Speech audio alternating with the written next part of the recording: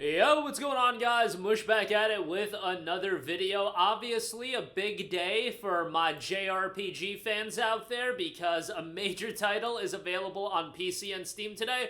Final Fantasy VII Rebirth, we will talk about that. Couple of other big games coming out in the next couple of weeks, especially as we head into February. Want to highlight all of the deals available at Green Man Gaming, but particularly we're going to be talking FF7 Rebirth. So, GMG's got it for XP members. Again, 43% off for $40.17. You get a Steam key, redeem it directly on there. You can download it 150 gigabytes as I am recording this video. The download is literally going on my PC.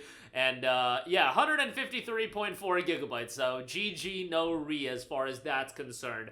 But you'll save quite a bit if you're an XP member. You won't pay tax either. Steam key, y'all already get the deal. So you can check that out for $40.17. And then I also want to give a shout to the Final Fantasy VII Remake and Rebirth Twin Pack. 43% off for $57.39. Now, I've said it quite a few times, but let me reiterate that while Rebirth is, in my opinion, a far superior game than Remake. Like, personally, I don't even think it's close. Remake is still a great game, and you absolutely should play Remake before you play Rebirth. It's part of the Remake trilogy, and, Square was being like, oh, you can play Rebirth without playing Remake, and can you enjoy it? Yeah, obviously. When you have a game that's legitimately a masterclass in game design, like, obviously you can enjoy it, but the narrative isn't going to hit as much, especially if you have no familiarity with FF7. Really, the best way, in my opinion, to enjoy the FF7 Remake trilogy is, first place, having played the original FF7 and then obviously playing Remake into Rebirth.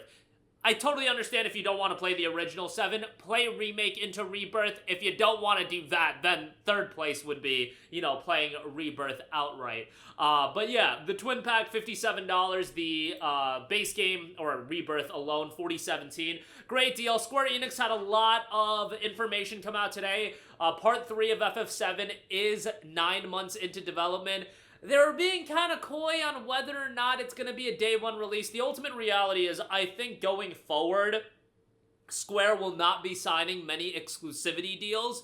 They're going to be going for a multi-platform approach. However, Final Fantasy VII Remake got greenlit in 2015. If they signed an exclusivity deal for all 3 games with Sony, like, you gotta honor that deal. And then you can go to a, non-exclusivity structure after that. But we'll see with Part 3. Part 3 also won't be a next-gen exclusive title, which making a next-gen exclusive would just be ridiculous. It wouldn't make any sense whatsoever.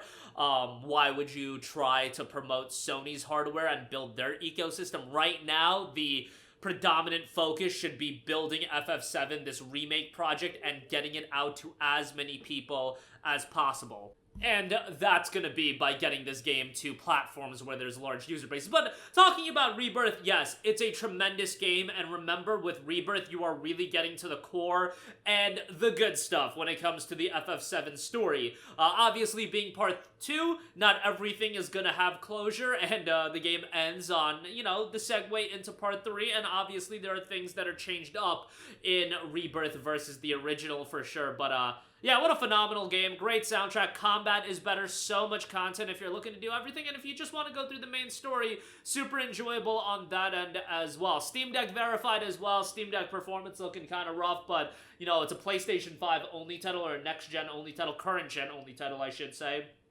And those games, just being able to be ran on the deck, I always find to be impressive. I will probably give the game a shot on the Ally. Like, with a game like this, I just think, the portable PC gaming platforms are great, but these games are going to have their limitations on the higher end. But everybody's expectations are different when it comes to something like that. I've heard a lot of people, when talking about Rebirth, they're going to do, like, game streaming, which I'm just not a fan of the latency issue.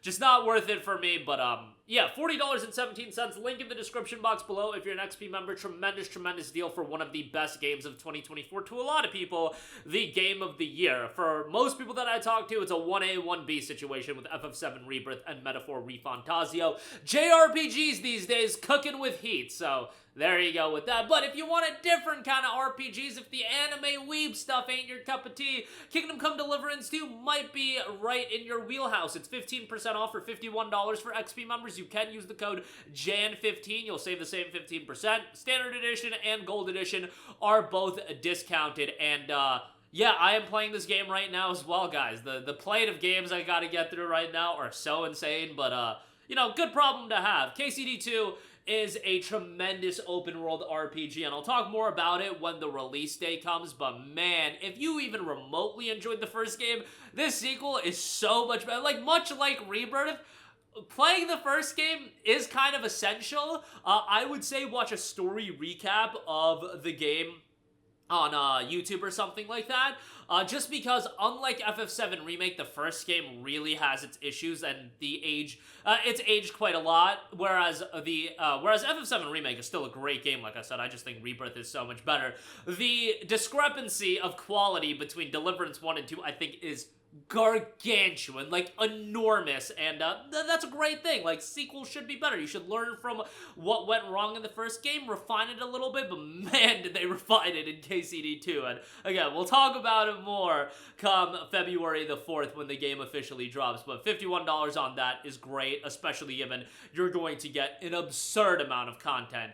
If you're looking to do all of it, it's just going to be a massive undertaking. You get the pre-order bonus as well, and again, the Gold Edition is discounted on top of that. You're going to get the DLC that's coming over the course of the next year or so with the Gold Edition as well. Monster Wild, speaking of games that people are going to sink a lot of time into, 18% off for $57.39. Remember that this is a $70 release. The Capcom games going forward are going to be $70, at least the major ones. But yeah, this is a game that people are going to sink well over 100 hours into. The only concern at this point is the PC version. Hopefully it's up to par, but February 28th on that. And then also Like a Dragon Pirate Yakuza in Hawaii. This is dropping on February the 20th, and Majima as the main character, gonna be absolute chaos. The gameplay looks so great. The naval combat looks absolute insanity, but very excited for that. And you know, a heftier price point, $54, but man, if you're a fan of Yakuza, this is obviously going to be right up your alley, and more in line with the beat-em-up style of gameplay and not the turn-based JRPG that the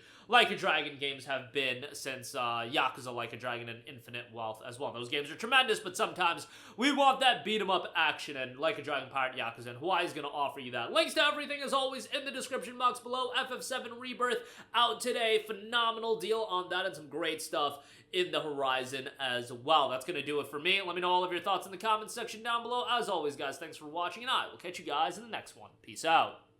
Hey, what's going on, guys? Mush here again. Hope you enjoyed the video. As you guys might know, YouTube's notification system is sometimes a little bit wonky, even if you're subscribed to the channel. Maybe you're not abundantly aware that I uploaded a video. To remedy that situation, make sure you hit the bell notification button. This way, whenever I upload a new video, and I try to upload as consistently as possible, you will be notified directly of the upload, and you can watch it as soon as it goes live. I would really appreciate it if you guys hit that button so you can stay up to date with all of the content I'm posting. But as always, guys, thanks for watching, and I'll catch you guys in the next one. Peace out.